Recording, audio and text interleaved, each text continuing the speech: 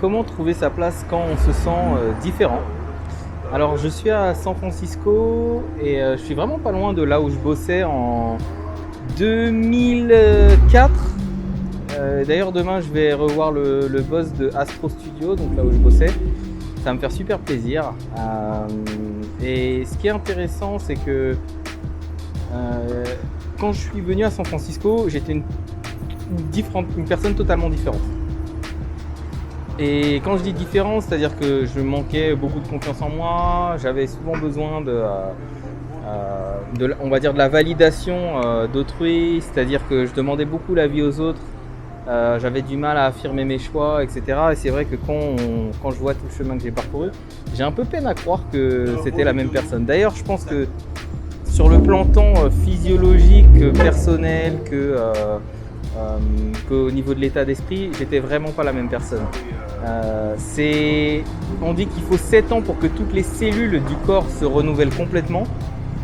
Donc ça fait plus de 2 fois 7 ans, puisque c'était en 2004. Donc je suis 2 fois une personne différente, totalement. Mais plus sérieusement, c'est vraiment l'état d'esprit en fait, dans lequel j'étais qui a complètement changé.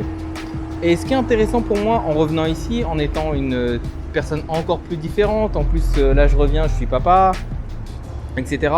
C'est de me poser cette question. Comment est-ce que réellement on trouve sa place quand on se sent différent? Moi je me sentais différent, je me suis souvent senti différent. Quand je dis différent, c'est souvent en décalage avec mon environnement. Quand j'allais en Guyane, en fait j'étais un peu trop européanisé dans ma manière de faire les choses, etc. pour être considéré comme les autres, même si je comprends le créole et que je peux le parler. Quand je suis en France, on me demande toujours si je suis français. Si je dis oui, on va toujours chercher à gratter comme si ça suffit pas, parce que ma couleur de peau dit autre chose selon on va dire peut-être les standards.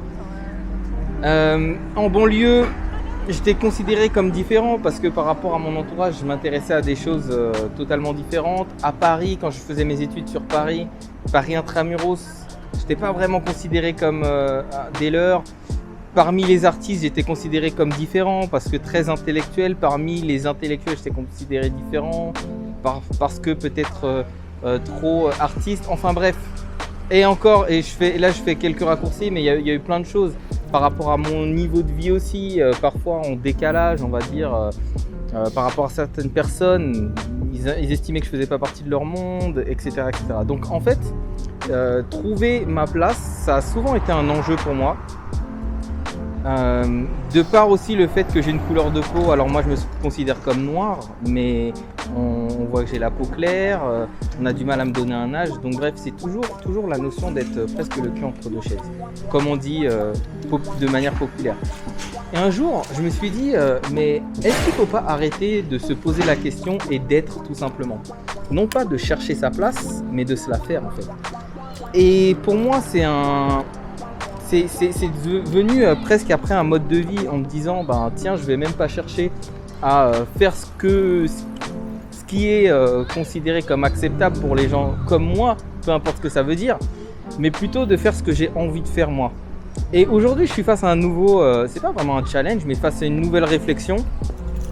C'est que suite au mastermind que j'ai fait, pour lequel je suis venu ici, je me suis vraiment posé la question de mon identité en me disant, est-ce que je suis pleinement dans l'identité en fait que je souhaite avoir, ou est-ce que je me suis légèrement, on va dire, transformé, adapté, et que je ne suis pas pleinement encore qui je dois être. Et c'est vraiment une question pour laquelle j'ai pas vraiment de réponse.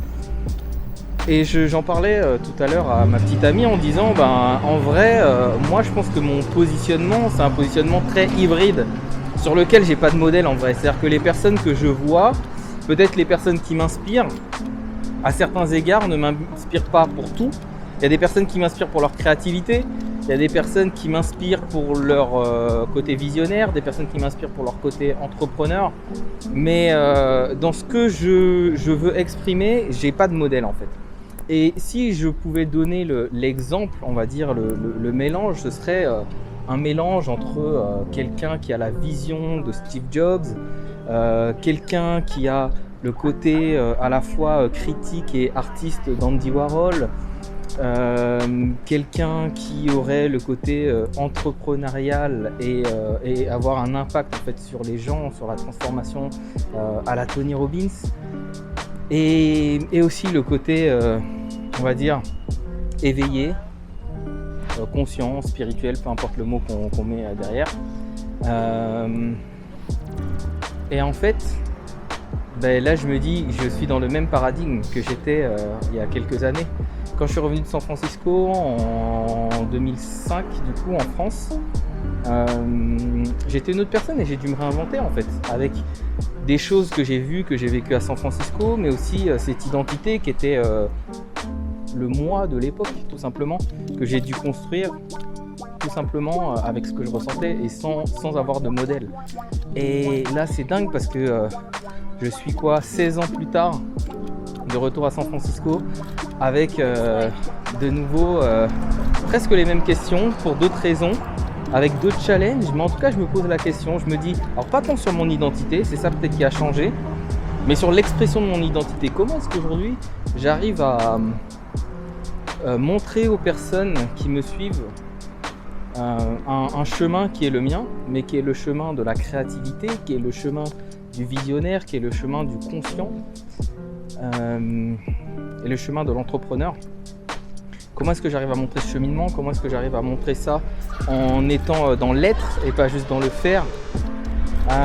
Donc c'est une réflexion, et j'aime bien partager mes réflexions aussi dans ces vidéos, parce que tu peux suivre aussi ce cheminement et voir après ce que ça donne, comment est-ce que ça évolue, et je trouve que c'est autant cool pour moi que pour mon audience, pour les personnes comme toi qui me suivent, parce qu'en fait c'est comme une espèce de mémoire ou de journal que j'écris en temps réel et que je partage, et j'espère que ça peut inspirer, parce que l'idée c'est pas juste de partager des choses quand j'ai des certitudes. Là j'ai des vidéos pour ça, des vidéos voilà, où j'explique des méthodes, où j'explique des stratégies, où je partage mes certitudes. Mais ce qui est important, c'est aussi de partager ses incertitudes, partager ses questionnements. Et je pense qu'on apprend beaucoup des questionnements d'autrui. Et d'ailleurs, moi j'ai beaucoup appris des questionnements des entrepreneurs soit qui m'entourent, soit que je suis. Et je trouve que dans les questionnements, en fait, on a déjà des éléments de réponse, et ça permet aussi de dédramatiser, de se dire, mais en fait, cette personne qui a une image, en tout cas bien définie, constante, etc., elle se pose aussi des questions, elle se pose aussi les mêmes questions que moi. Donc, je sais pas si toi, ce sont des questions que tu te poses par rapport à ton positionnement, par rapport à ton identité, par rapport à l'expression de cette identité, donc par rapport à ton branding ou ton personal branding. En tout cas, moi, ça m'intéresse déjà de partager ça et éventuellement d'échanger.